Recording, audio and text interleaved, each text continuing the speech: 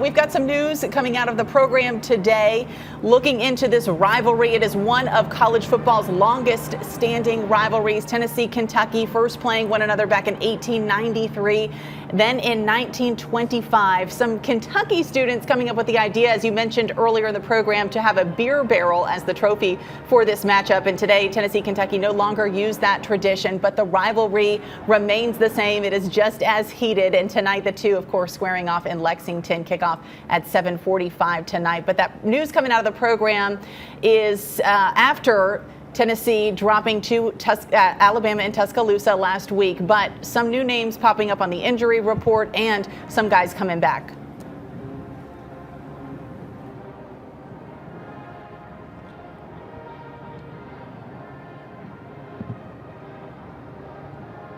I lost Brittany for just a second. Did you ask me about the offensive line?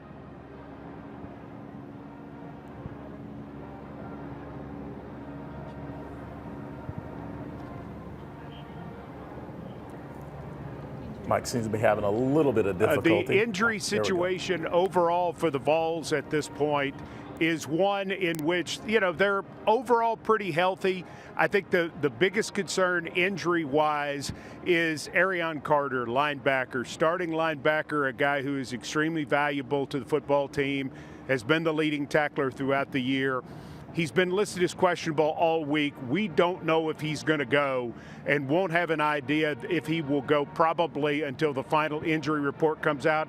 And he may not be on that as out. He may be a guy who just waits to see if he has the ability to play.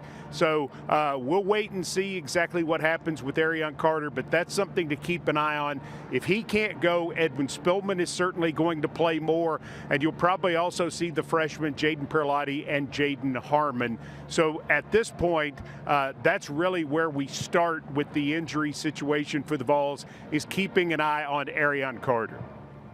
Joey Aguilar, a little bit banged up. Is he good to go? Is he 100% for today's game? He's not 100%. I mean, that's just kind of where we are right now, Britt. I think that's a concern. He's going. Joey Aguilar is going to play, but it's October 25th. He's been banged around some the last couple weeks.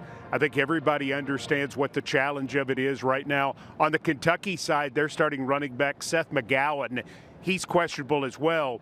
He's going to try to play. So I think everywhere we go over the next 5 weeks, I think that's going to be the discussion, is guys are going to try to make it, but you've got to be aware that you're in these situations and that Jake Merklinger's got to be ready just in case he can't finish or go the entire way. But yeah, Joey Aguilar's starting. He's banged up, but he says, I'm playing. This is his job.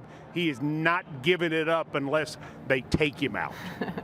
And Ethan Davis, we've got word on Ethan Davis. Is he a go for today, the tight end? Ethan Davis, finally he's a go. Number 0, tight end. Redshirt sophomore, has not played since the Georgia game.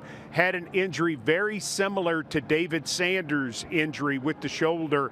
He has been able to practice all week. He will go. The Vols certainly have Miles Kitzelman at the tight end position. We've seen Jack Van Doorslayer play well. We saw Desan Brame catch 3 passes in the fourth quarter at Alabama. Vols have 4 tight ends ready to roll tonight. Excited about having that opportunity. And maybe Ethan Davis, with his versatility, can give the Vols that extra receiving target that they hoped he would be before the season, and certainly before he got dinged up in the Georgia game.